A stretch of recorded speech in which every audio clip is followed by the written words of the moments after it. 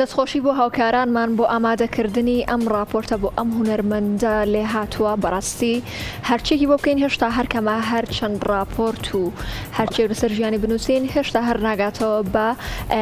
ئەو بەرهەم و ئەو هەوڵانی کە ئەم هونەرمەندە بۆ هونەری کوردی ئەنجامی داوە. جا ئێمەش ئەمڕۆ لە ستۆدیۆی کورسات مەگەزین تەوری ستۆدیۆمان هەیە وەکو چالاکیێکی بچکۆڵانە ئێمەش لە نێو ستۆدیۆکەی خۆمان چالاکیمان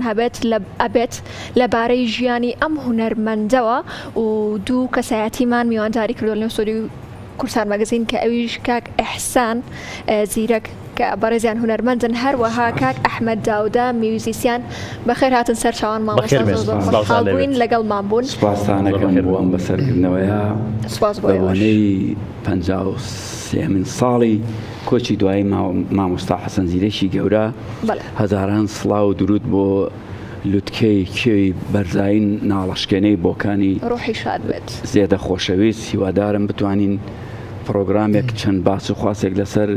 هونەری ئەو کەڵە هونەرمەندە باس بکەین و بۆ عاشقان و هەوادارانی دەنگی مامۆستا حەسەن زیرەکی گەورە دەستان خۆش بێت. دەستە خۆش بێت. زۆر سوپاس کاک ئەحمەد بەخێر بێی. کاک ئەحمەد بەرەسان پەیامتان لە 53مین ساڵ یادی کۆچی دوای هونەرمەندی گەورە حەسەن زیرەک. وڵای ئێمە حەزمان کراوە یادی حەسەن زیرەک بکرێتەوە ئێمەش کە بین خزمەتکەین و لە دەرکەوین و لەگەڵ کاگستان و زۆر بەخێر لە خزمەتانە زۆر بەخێر بێن سەر چاومان هاتن. کاک ئەحسان کاک ئەحمەدی بەستەوە قسە بکە وتی بەستەوە قسە بکە ئەی ڕووی کامیرە زۆر ترسناکە حەزمان لە جەنگی بێ و بە خێراتنی بکەین جا پێکمان باتەوەی ناجامان باتەوە نییە دووبارە هەزار بارە بەخێر بێن. ئەنجا کاک ئەحسان باسێکی بەرهەمەکانی ئەم هونەرمەندەمان بۆ بکاتۆ کاریگەری گۆرانیەکانی ئەم کەڵە هونەرمەندەت زۆر لەسەرە. بەڵێ من کاتێ منداڵ بووم بەهرەی دەنگخۆشیم تیا بوو ئەمێ دەق ئەو باس و خواسەی خۆم بگەرمەوە کە چۆن شەیدای دەنگی مامۆستا حەسەن زیرەک بووم. ئەو دەمە من منداڵ بووم ڕادیۆیەکی پشکۆلەمانە بۆ قیسارەیان پێوت وەستایەکی خزمان بەناوی وەستاکرم ئیشی دیواری بۆمانەکرد میش ئاوردە بەردم بۆ بردە پێشەوە بۆ ناوکاری دیوارەکەی تر جۆم لە گۆرانیەک بوو هەروایە بوو نەشمەزانی ئەو مامۆستا حەسەن زیرەکە وەکو شتێک کە هاتە گوێچکەمە سەرنجمی ڕاکێشا یەکسەر دانیشتم و جۆم بۆ شل کرد چووە مێشکمەوە ئەو گۆرانی مامۆستا حەسەن زیرەک تۆمارگایەکە بوو لە شاری چەمچەماڵ کاک حاجی جەعفەر خوا عەفویکە یادی بەخێر هەر لە خۆشی مامۆستا حەسەن زیرەک بەناوی مامۆستا زیرەکە ئەو تۆمارگای ناو نابوو زۆر عاشقی دەنگی مامۆستا حەسەن زیرەک بوو تر بۆ بەیانی شومە لا ئەوتم کە حاجی فڵان گۆرانی هەروایە بوو زۆر جۆم لێ بوو لە ڕادیۆی کوردی بەغدا وتی ئەگەر بۆ تاقیکەمەوە ئەو دەنگا ناسیتەوە شێ وتم بەڵێ تر یەک دوو کاسێت مامۆستا حەسەن زیرەکی تاقی کردە و وتی ئەوەی وتم نەوەڵا دەی دوانتری بدە پێشەوە هاوردێ وتم نەوەڵا هاتە سەر گۆران وتم بەڵێ ئەوە وتی دڵنیای وتم بەڵێ وتی ئەوە مامۆستا حەسەن زیرەکە یەکسەر ئەو کاسێتم لێە کڕی تر هەر لەوە بوو من شەیدای ئەو گۆرانیە دڵڕفێن و پڕلەمانەی مانایی مامۆستا حەسەن زیرەک بووم. تەمەنە چەند بوو لەو کاتە؟ تەمەنم تەقریبا 89 ساڵە بوو. لەو کاتەوە بەڵێ هەر ئیشارەم پێدا بارەی دەنگخۆشیم تیا بوو هەر لە تایفەکەمانە دەنگخۆشمان زۆر تایە. بەڵێ دەستە خۆش بێت. جا پێمان خۆشە هەر گفتوگۆ نەبێت بەرهەمێکیشمان پێشکەشکەیت و پاشە نسکێنەوە بە گفتوگۆکانمان. دەگە کاک ئەحمەدی خۆشەویست کاک ئەحمەد نەرمەنایەکی جوان ئەژەنێ پێم خۆشە ئیشارە بۆ بکەم وەختی خۆی مامۆستا ئەحمەد داودەی قەدیم سێ نەواریان پڕ کردوتەوە هەر لە قەڵای کەرکووک جا ئەم کاک ئەحمەدەش لە خۆشی ئەو ناونراوە ماشەڵڵا دەست و پەنجەی زۆر تام و چێژی ئەو مامۆستا ئەحمەد داودەی قەدیمی پێوە دیارە هیوای سەربەردی و سەرکەوتنی بۆ خواست دەست و پەنجەی خۆش بێت هەر پشتیوانیار ئامادەکاری بۆکە بۆ نێنی فەرموو لە مەخامەکەەوە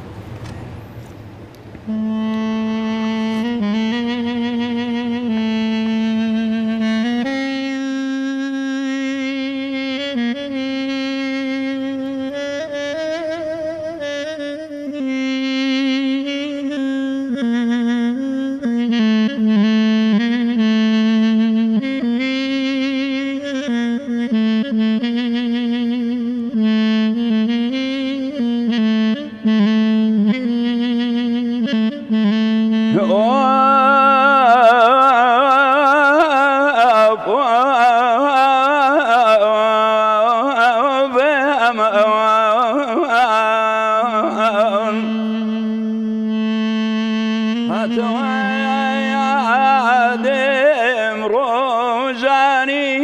بوشبر شيل حسن كل البم رجاري بتفر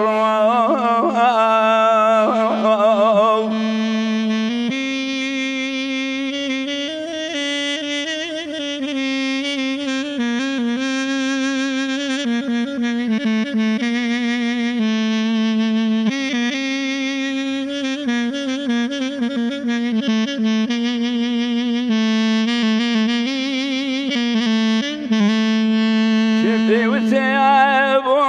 ويزير الجام كلا ودلارا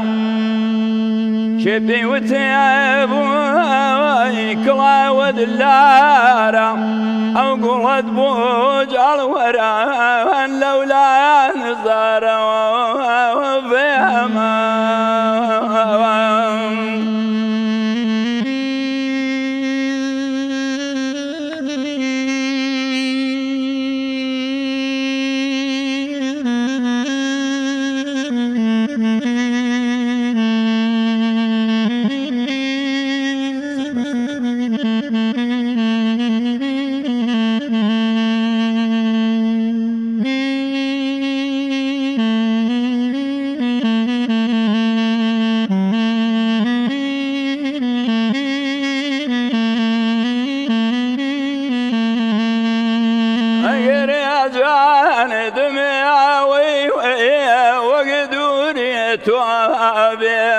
يا خدا باني صبا وانشول يا وريس ركوابي لا إله سورة قول يا لا إله شون دراجين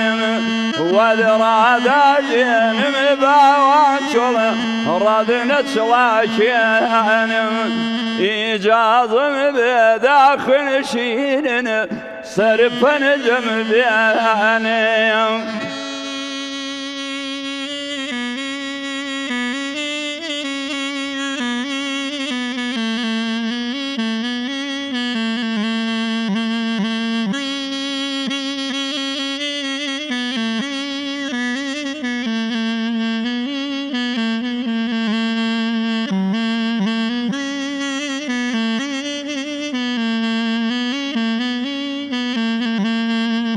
خوايا قوري اي وي وي خاصياني وانا قلا قوري يا دوبارا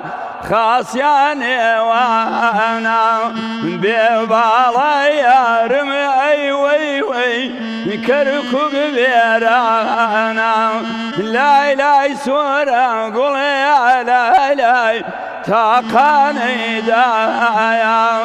بمدايا ما شيخ نشيلن لا ري خدايا حنجاري زيرق يا حرقد بامن درنا دەنگەر نەڕزێ مامۆستاجیان دەست و پەنجەی سەنەت هەر بمێنێت سپاس بۆ ئێوە دەستان خۆش بێت بەدەبوورن من نەشتەرگەری قورگم کردووە بڕە کێشەمەیە لەبەر حورمەتی گەورەی زیرەک و عاشقانی دەنگی زیرەک پێم خۆش بوو بێم ئەگەر بۆیە داوای لێبوردن لە بینەران و خۆشەویستان ئەوانەی گویان لە دەنگ من بووە دەنگم وەکو پێشوو نییە وەکو پێویستیش نییە دەنگت هەر ڕاستەنە هەر بە خۆشیش ماوەتەوە و هەر بمێنیت و هەر تەندروست باشیش بێت. دەستە خۆش مامۆستاگیان مامۆستاگیان من پرسیار بکەم سەبارەت بە وتنەوەی گۆرانیەکانی هونەرمەندی گەورە حەسەن زیرەک گۆرانیەکانی وتنەوەی ئەوەندە ئاسانە من تاوانم پرسیارم بۆ بەڕێستە بەڵام مەبەستم بەڕێزت نییە بەڕاستی گۆرانیەکانی ئەوەی کە هەموو کەسێک پێی بوێرێ بەڵێ گۆرانیەکانی زۆر سەختە یعنی دەنگێکە دەنگێکی ئەمەنە حەماسی و پڕ قودرەتە ئەو دەنگە ماشەڵڵا کاتێکە ئەڵێن دەنگی هەڵێناوەتەوە ئەو دەنگە دەڵێ ئاو لە بۆڕیەکی ئەوەندەوە هاتۆتە دەرەوە ئەوەندە دەنگێکی بەهێز بۆ وەکو ئەجێرنەوە ئەوانەی کە لەگەڵا بوونە ئەو مایەکان مەترێک مەترونیەک دوور بۆی داناوە دەفعی دەنگی ئەمەە بە قەوە دووەونە بەهێز بووە کاک براهیمی قادری خوا ئافریکا ئەیجێڕای ئەو سەردەمانە لە هەچ کۆڕ و مجلیسێکە مامۆستا حەسەن زیرەکی لێ بووە کە دەنگی هەڵێنایە ئەی ئێمە زاتی ئەومان نەبوو گۆرانی بخوێنین بۆیە وتنەوەی گۆرانیەکانی مامۆستا حەسەن زیرەک سەختە هەموو کەس پێی نایێت چونکە لە ناخ و وجوددایە هەندێک دەنگێ مەسەنە بۆ نمونە لە مەڵاشوودایە ئەو دەنگانە سادەن زۆر گۆرانی بێش پێوێرێ بەڵام هەموو دەنگێک بەو هونەرەی مامۆستا حەسەن زیرەک نایێت تەنانەت بەخۆشمەوە کاتێک کەسانی وەک جەنابتان خۆشەویستان ئەوانەی شەیدای دەنگی زیرەکن ئەڵێ دەنگت تا ڕادێ لەوە نزیکە ئەوە ئەبێتە پاڵنەرێک بۆ من ئەنا هیچ کەس بەخۆشمەوە جورئەتی ئەوم نییە دەنگی مامۆستا حەسەن زیرەک بڵێمە وەکو خۆی دەقا و دەق هەڵبەت شتی زۆر هەیە لە ئەو هونەرمەندەیە زۆر تایبەتمەندی جوان هەیە هەر بەوەشی کە لەبەر لێ هاتووی و لەبەر زیرەکی نازناوی زیرەکی وەرگرتووە لە هەمان کاتیشا کەسایەتێکی زۆر بەتوانای هەبووە لە وەرگرتنی ئاوازەکان لە گەلانی دیکە بەتاواتی بەرگێکی کوردەواری هۆنراوەیەکی کوردەواری لەگەڵ ئەو ئاوازەیە تێکەڵکێش کردووە یەکێک لەو گۆرانیانە هەیە کە گۆرانێکی هونەرمەند کەلسومە بەڵام ئەو بە کوردەواری خۆمان و توێتی تاو کوردانویەتی بەرگی کوردەواری پیا کردووە بوم بڵێنەرێمانەرێمایە ئەو ساڵ بەغێدا زۆرێ گەرێمایە بەدڵ حەزت لێ دەکایە پێم عەیبەوەدا کەمە شەرێمایە ممکن خڕێ کردێ وەگۆڵۆیە سینگت وەگێلوەکانەرێمایە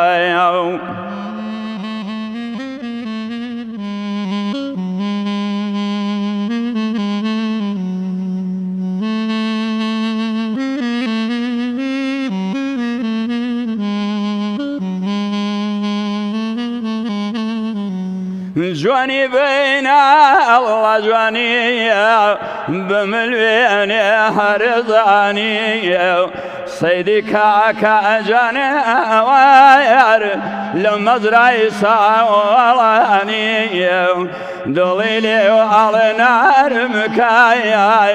هەستە بێ بۆ ڕێکانیە ڕوح میخدەی لە دڵەدا بێ من ماچکەمە کوڵماکانیە بۆم بڵێنەرێمانەرێمایە ئەو ساڵدنی ئازۆرێ گەرێمایە بەدڵ حەزت لێ دەکایە پێم عەیبەوەدا کەمە شەرمایە ممکن خڕێ کردێ وەگۆڵۆیە سینگت وەگێلوەکانەرێمایە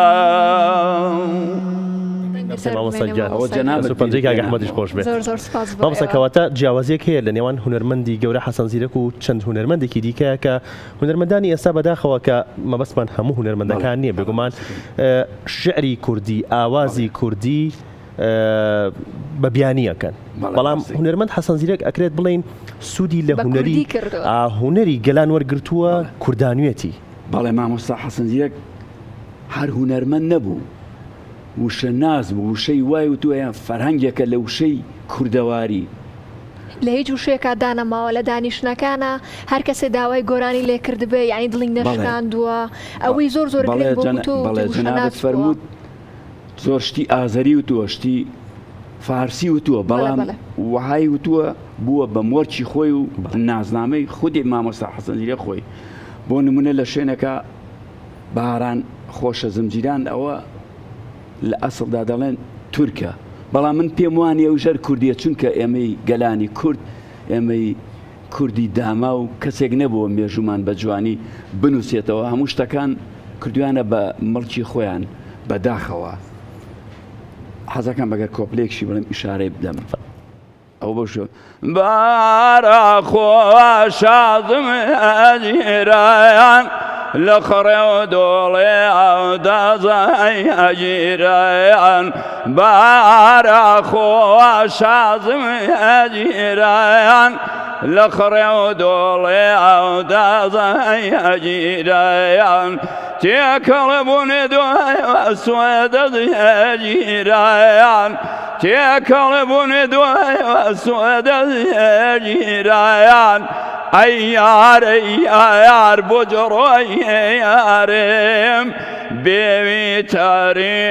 کاڕۆی هەژگارم ئەرێ یارە یار ڕۆی یارم بێوی زیندانیم زیەن هارم دەنگت خۆش بە مامۆستا گۆرانی خۆیەتی دەنگت خۆش بێ زۆر زۆر سپاس دەکەین ئەرکتان کێشەکەم ئێوەرە لە کورسات مەگەزینە لەگەڵ ئێمە بوون زۆر زۆر سپاس دەکەین کە دڵتان نەشکاندین و بەرهەمی جوانتان پێشکەشکردنی مامۆستای گەورە دووبارە بەخێربێن سەر چاوان دەستان خۆش بێت ئەمێ بەر لەو بچینە ناوبەر شعرێکی ئەم هونەرمەندە هەیە کە لە کۆتایی تەمەنی کاتێکە زانیوەتی نەخۆش ئەم شعری نووسی و دوای ئەوە ئەچین لای ناوبڕ و ئەگەڕێنەوە لاتان لە پڕدا پیرێم لێ دەرکەوت بەختی ژوەک و خۆم هات و لێ خەوت فتیلەی عمرم هاتۆتە کزی هەر بینە ئەویش لە سووتان کەوت پاشکەمێکی دیکە دەگەڕێنەوە لاتە